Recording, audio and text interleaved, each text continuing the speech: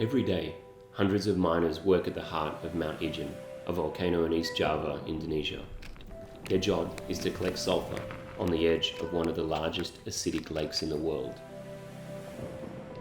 I think that no matter where we are, and despite the barriers created by the geography or the language, we all have stories that relate in one way or another.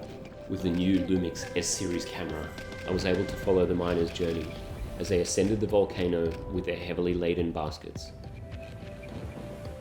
I was blown away by the low light image quality of the new S Series at high ISOs. I was able to see the detail in the billowing smoke and the stars above.